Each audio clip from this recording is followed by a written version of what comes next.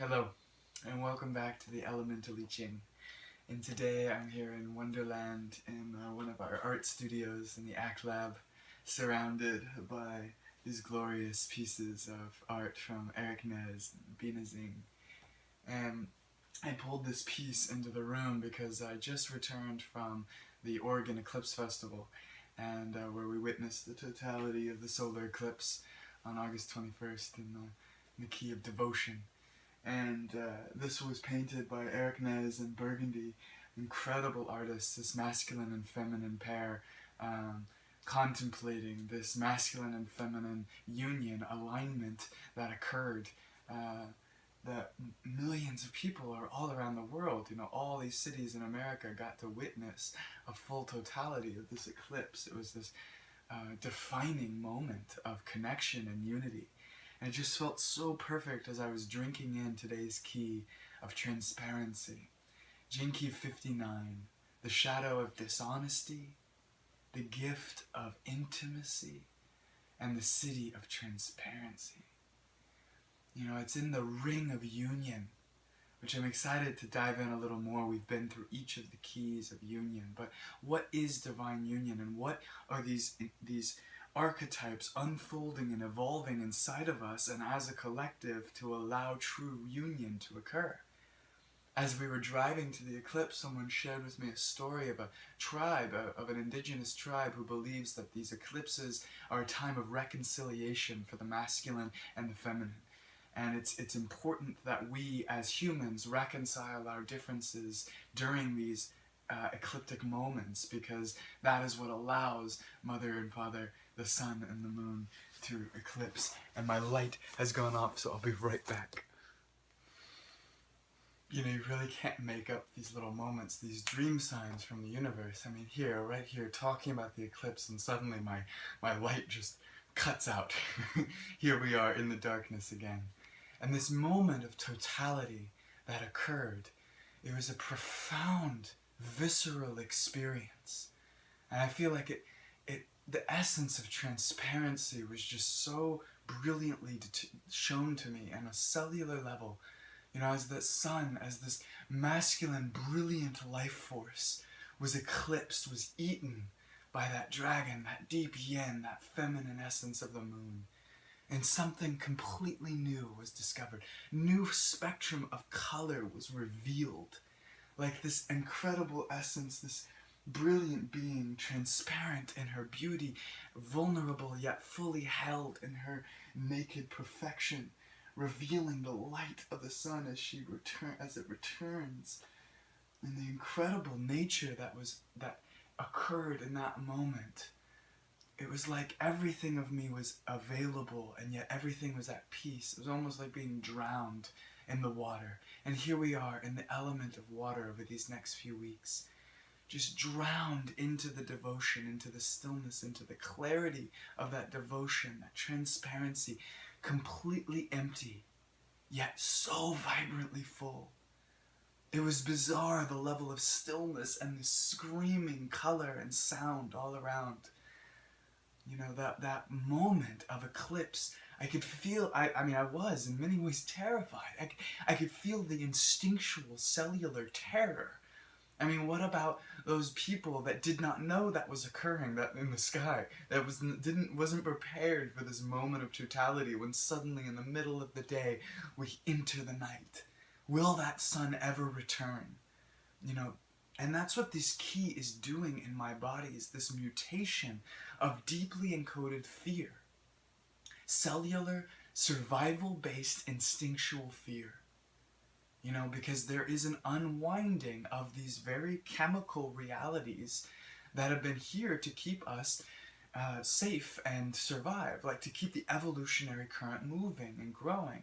And yet we've kept certain of these programmed patterns of fear in order to, and it's no longer necessary for this beings that we are becoming, this new future human that has emerged, that is emerging. And the masculine feminine essence is really what is at the core of this. What is our dishonesty in relationships? Dishonesty to ourselves, dishonesty with each other. Because at every relationship, No matter who you are, what's going on, there is a cosmic friction, a karmic attraction, a creative sexual energy that is intelligently playing itself out in every dynamic, in every being, in the masculine, feminine inside myself, in the feminine of me with the masculine of the other, in the masculine of me and the feminine of the other. It's constantly weaving this alchemy in order for my essence to evolve, to change, to learn, to grow, and to become something new, to become hollowed out by life's love, so that I am transparent, so that everything flows effortlessly through me to be a conduit of love. So here's the real creative friction. Here's the alchemy of art. Is the pain of the masculine and feminine needing to learn how to dance to one another to create alchemy, to really hold the cauldron of something, but the intelligence of what our auras are actually doing. And this isn't about the open, free love that just makes love to everything on a physical level or an emotional level. We make love to the universe through our sovereign, sanctified devotion to self. The intimacy gift. So in Dishonesty, we're looking at the unease of our half-heartedness. I'm not fully diving in, and I feel uncomfortable. This genetic unease that occurs, that change is happening, and I'm having some sort of resistance to that change, because I know instinctually change means I could die. Change is fear. Like there's this genetic fear that something is happening. So I better close my heart. I better shut myself off. I better be dishonest in this situation, because I can't open my heart fully. That would be dangerous. If it's a relationship outside of my marriage, that would be dangerous. If it's a dangerous new work opportunity, a risk, that would be dangerous to my family. What are the dishonesties where I actually half-heartedly close off my heart? Or I don't have the courage to leap into that new relationship, into that new art, into that new moment of life. And I hold myself back out of the unease, the fear. I'm being dishonest. To intimacy is intuitive commitment. Can I trust the whispers of the wind as it guides me to the next step, to commit fully into the experience, not just to another person? Intimacy is a deeply integrative, solitary thing. Can I be truly honest without agenda in my own essence, so that I can intuitively commit to what is correct in my life, to what brings more love and balance and inspiration and guidance, that doesn't hurt, my virtue doesn't get compromised. I don't hurt and push away relationships. This is the ring of union. How can I actually love my beloved, my fiancé, even more by opening my heart to other experiences, including with my brothers and my sisters and other beings out in the world? This is the bravery of commitment, to dive into that river. But we have to be listening to our intuition, intuitive commitment. And how relationship is constantly a negotiation of consent. I'm so grateful that right now the culture in my life, that I go to these festivals that consent is a very powerful conversation being brought to the surface. Where are we pushing the boundaries with others? Where are we conditioned and programmed, whether it's through the patriarchal lineage of the over-oppressive and dominant masculine, or the manipulative feminine that's trying to reclaim its power, these subtle, dishonest currents of sexuality on the dance floor, or in moments of conversation, or in actual sexual abuse and rape and acts like this? Where are we pressing those boundaries without communicating? This is the intent to communicate, the intuitive commitment. Intimacy consent is sexy, because intimacy is constantly learning that cell membrane between you and the other and asking, is this okay? Is this right? Does this feel correct for both of us to dive into this ocean, this river of current? Because when we cross that barrier of consent, it creates wounded patterns. It's an addiction to that old dishonest paradigm, where then we exclude ourselves, or we become intrusive to others. And really it's because we're trying to create emotional safety through blame. By needing something outside of ourselves.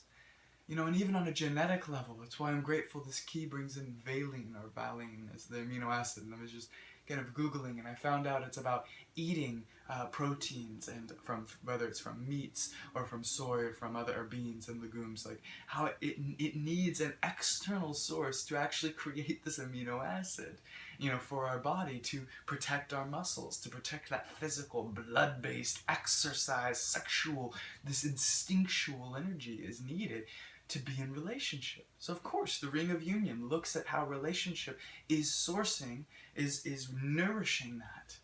And thus, to be in right relationship, to be in right intimacy, we need to constantly be in that new consensual contract with life, intuiting our commitment, that yes or that no. You know, so it brings me back to this moment, this grand moment of totality, of transparency, the clarity of devotion. I mean, when the masculine, there's this core genetic fear, and I've been really working this in my own life, of the masculine's fear of being annihilated by the feminine. For example, the fear of commitment, because to commit to one woman would destroy my freedom. Or to commit to one project would take away all the time that I want to spend to another project. So there's this fear, this unease of my half-heartedness, of the commitment, my fear of the commitment. That's dishonesty, if we're not being realistic and looking and examining that fear. Because the masculine fear, then it becomes aggravated, it becomes blaming, it becomes angry, it becomes passive-aggressive, it cheats on your partner, it does all sorts of rebellious things to find freedom, because it doesn't want to be eaten by that divine feminine. I mean, imagine that moment of the unity split into masculine and feminine, and the masculine goes out into the world to discover the truth, and the feminine says, hey, where are you going? We can just be right here and just dissolve into each other again. And the masculine has this purpose, has this drive to go and explore and differentiate and individuate and fix the world and discover an adventure. It needs its freedom. You know, and so its fear is being re-annihilated, being re-assimilated back into that feminine, because it would lose all of that it built for itself. And just on a fear shadow-based level. And for the feminine, this fear of abandonment, of betrayal. And on a genetic level, the fear of you're not going to be there to protect the offspring that we've created, the children that we are creating. You're just going to leave in your need for freedom and going to leave me alone and unsafe. You know, the masculine is like that. The divine masculine is like that cauldron, that divine no that holds the external world at bay, so that the inner feminine alchemy can do its wild emotional turns and its creative essence and its untold fathomable magic. It's this holding space with a powerful yes to what's inside and a no to what's outside, to give that alchemy a chance, you know, to check all the cracks in the cauldron and hold that space, you know. But so the masculine wants to escape, doesn't want to dissolve into that alchemy, and the feminine doesn't feel safe when that masculine needs its freedom. So do you see how these core relationship patterns, they happen through every relationship, whether they're on total work level relationships? Why did you abandon our project at the moment that I needed you? You know, or whoa, you're being way too controlling of my art, and I need my freedom to do this work, and you're the one doing this to me, and it's your fault. Just these core dishonest patterns just are ripping us apart on this deep, you know, karmic and genetic level, to intimacy, to dancing in that commitment. As my dear brother and sister of Kokrea, Ren and Antia, they're constantly negotiating who is leading and who is following in this partner dance, this fusion partner dance, to listening to those subtleties, to let that inform the dance. This consent can be sexy. It's not a over intellectual idea. It's the intention of communicating through beauty, yes, but clarity too. Devotion that emerges from clarity. Because this is all there is true devotion to the love that we are, to where we are headed as a human evolutionary family, to stop blaming and trying to control others, and not being victim to others, by creating safe, understandable commitment values to our own being. No, actually that part of the dance is not okay with me. I don't feel safe in that environment. That's being honest and vulnerable and authentic. You know, transparency doesn't mean being or even intimacy. It's not about being a yes to everything. That would be silly. That's actually not compassionate. Compassion is an intelligent use of love. It's an intelligent use of love, including that divine no. That divine no that honors the temple, the sanctified temple of what is correct and what is incorrect. And sure, we're human. We make mistakes. We stumble and we fall. But this has been a time of reconciliation. And it continues to be a great initiation. This pause, this moment of totality, where the sun, the masculine, was enveloped by the feminine, and yet still that light, that diamond ring shone out through all the land to reveal that transparent moment, that empty fullness, that bizarre moment of pause, of union, androgynous union.